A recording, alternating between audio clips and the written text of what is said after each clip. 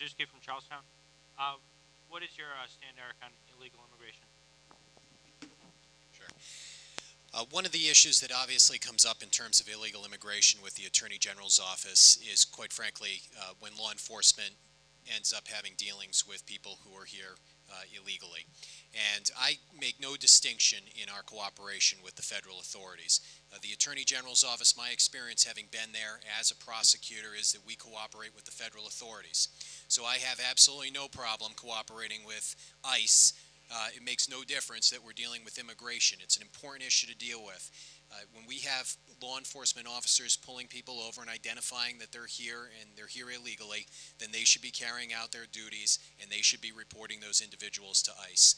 And when someone gets arrested and they're convicted and they plead guilty or they're found guilty after trial and they go to the ACI should be reporting that information and cooperating with ICE. Clearly clearly this is an important issue and we shouldn't be putting the police officers' hands and tying them behind their backs on this issue. It's an important one to deal with. We see too often that crimes are being committed. They're being committed, quite frankly, by people oftentimes who are here illegally. But on top of it all, as I remember as a prosecutor, many times I'd look through the files, and the victims, in fact, are coming from the same communities that these individuals who are committing the crimes from. So it's not a matter of, it's not a racial issue. It's not a ethnicity issue. It's a matter of is that it's the law. We need to enforce it, and I'm going to support law enforcement in their efforts to comply with that. And I'm very dissatisfied with the fact that we have a sanctuary city here in Rhode Island called Providence.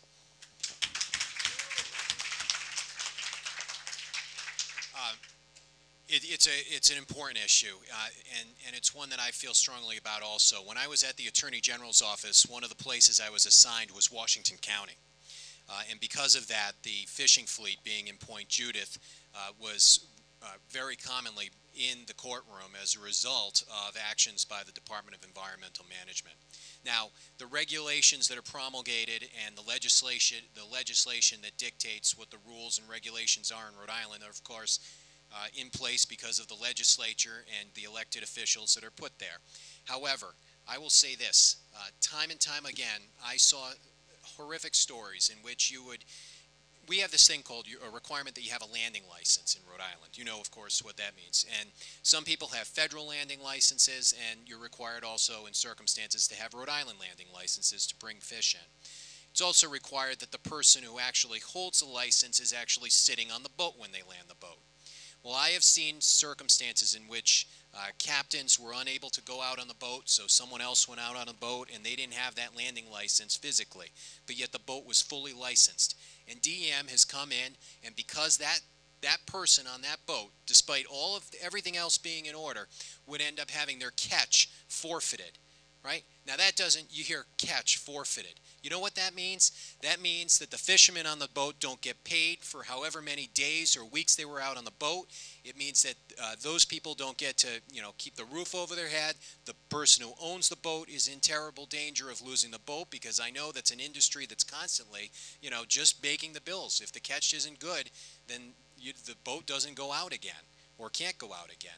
So as Attorney General, I'm very sensitive to those issues. I will have a very open door and be happy to meet with members of the fishing industry and sit down with them and do what I can to openly discuss changes in regulations and to push the legislature to make those, so we have a fairer situation for an industry that is not only, I call it a legacy industry, but that suggests that maybe the best days are behind us.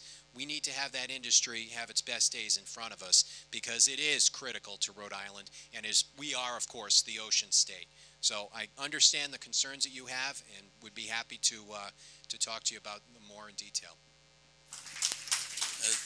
As a libertarian, we'd go after everyone. I really don't think I don't even think we need welfare at all.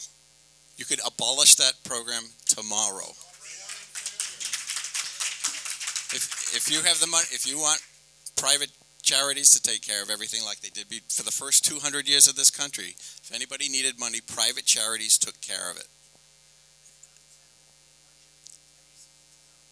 Yeah.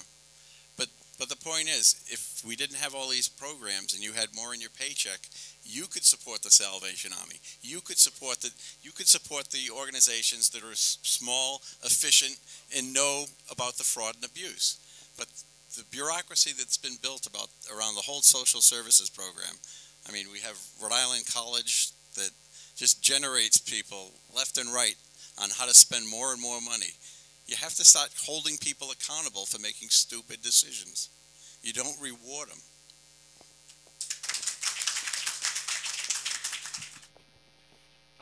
Dick Anthony Westerly.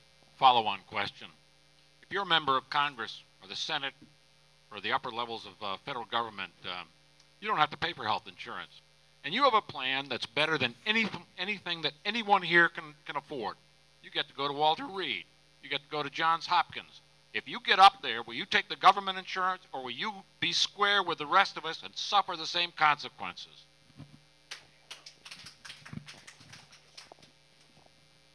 Equity. That's right.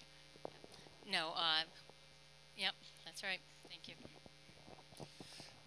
I'm with the people. I'm gonna, I'm not gonna vote for anything that I'm not gonna have happen to me too. Thank you. Oh, come on, it's a great question, but I'm not gonna lie to you. Let me tell you something. If I get that job and I'm working as hard as I can, and they provide a benefit, and I choose that benefit, I'm gonna do it. And you have the right to choose too. You know, the problem with the healthcare reform bill is that they do intend the best healthcare policies out there that are earned by by union people, maybe miners, maybe firemen, people who are hardworking, and maybe they bargain for it and they earn excellent health care. The government wants to tax it. The simple answer is not to just say to people, you should not have your choice because it ticks me off, or because we can't get that to everybody. People should have their choice. People should have the opportunity to earn it. And so I'm not going to say, well, promise you something I wouldn't do. If I go there and I can offer my family the best health care in the world, well, I'm going to give it to them. Question from Dan and Charleston. Good, Adam. Thanks. I think it's horrible that we have people not just spend years but decades in office. Would you push for term limits? What would that mean for you for a term with limits? And if nothing else, would you self-impose term limits?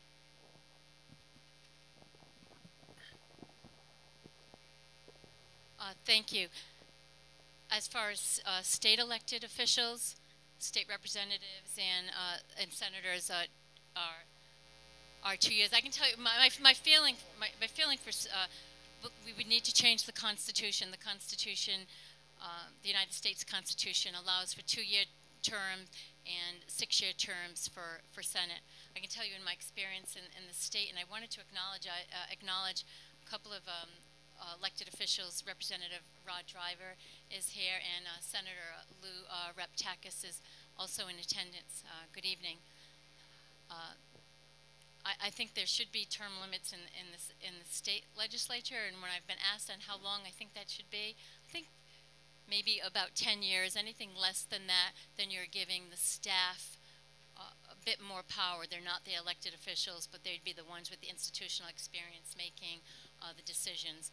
As far as federal, we'd have to change the United States Constitution. I'm sure James Langevin would like it to be 4 years or 6 years, so he's not facing challenges every 2 years. Thank you.